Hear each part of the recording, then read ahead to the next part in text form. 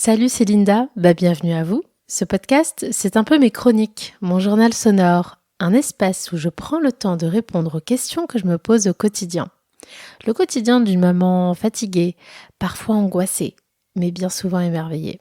Vous écoutez Mamapod. Ça y est, c'est déjà la fin des vacances pour moi. On est rentré il y a quelques jours, ma fille est retournée à la crèche et quant à moi, je reprends l'écriture de mon podcast. Ça m'avait bien manqué. Alors j'ai une question à vous poser. Est-ce que vous entendez ce silence ? Je prends le temps de l'apprécier et de le savourer, car partir loin de la maison pendant 1 mois est une chance, définitivement, mais c'est aussi synonyme de rythme effréné. Et je n'en ai qu'une. Je précise aussi que j'ai passé la dernière semaine de vacances solo avec ma fille, alors peut-être que ceci explique cela.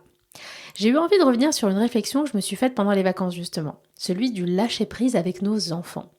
Sur ce sujet, je suis passée un peu par toutes les phases, de la crainte à la culpabilité, puis l'acceptation. Avant de partir, je me suis imaginé que je ne devais surtout pas perturber le train-train quotidien de ma fille, pour ne pas chambouler ses petites habitudes.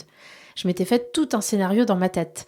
Dans la valise, j'avais même ramené quelques jouets pour que la transition se passe bien. Mais j'ai sous-estimé la capacité d'adaptation de ma fille, et je me suis clairement préparée pour rien. Parce qu'au final, à quoi servent les vacances si on ne chamboule pas son quotidien ? J'ai été impressionnée de voir qu'elle s'est très rapidement sentie à l'aise. Elle s'est appropriée son nouvel environnement et comme tous les enfants de son âge, leur curiosité les stimule tellement qu'elle en a vite zappé le reste. Le truc c'est qu'on peine un peu à imposer un rythme à notre bébé en temps normal. Alors quand ça fonctionne, on n'a surtout pas envie de casser ce beau château de sable qu'on est en train de bâtir, n'est-ce pas ? Mais bon, comme tous les châteaux de sable, ils finiront tous forcément par s'écrouler. Alors pendant ce mois de vacances, son sommeil a été décalé. Au départ d'1 heure, puis de 2. Alors curieusement et tristement pour nous, les réveils, eux, sont restés à 6h30. Alors les cernes, bonjour.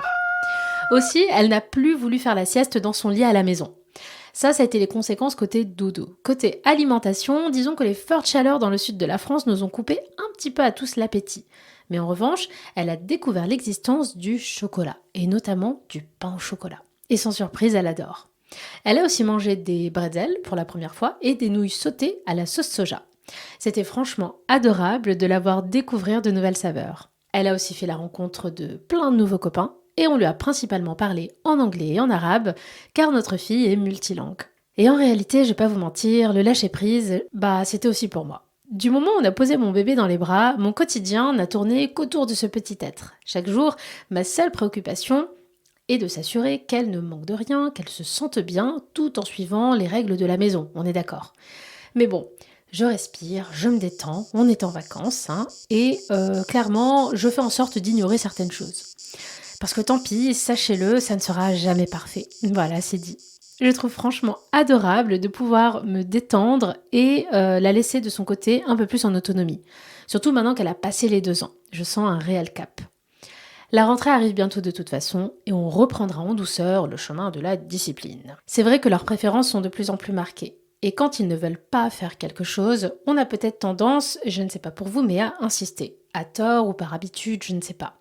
Prenons par exemple le sujet de la sieste qu'elle ne voulait plus faire du jour au lendemain. Quand elle s'est soudainement mise à la refuser, de mon côté, ce n'est pas trop passé, parce que j'ai insisté, forcément, elle a refusé, j'ai réinsisté, elle a refusé, et ça m'a énormément frustrée. Et on n'a pas passé une bonne après-midi ce jour-là. J'ai donc fini par lâcher prise. J'ai alors cessé d'organiser mes sorties en fonction des prétendues siestes de ma fille, et quand le sommeil la prenait, pendant notre balade, elle s'endormait dans sa poussette, tout simplement. Et ça avait l'air de lui convenir. Il y a encore 6 mois, je pense que je n'aurais pas eu cette attitude. Je pense que tant que ça ne chamboule pas les grands principes de base de la maison, je vous recommande vivement de profiter de ces vacances pour vous la jouer un petit peu plus je m'en foutiste. En réalité, ce qui nous inquiète, c'est de prendre le risque que notre enfant garde de mauvaises habitudes, qu'il ne comprenne pas que les vacances auront une fin.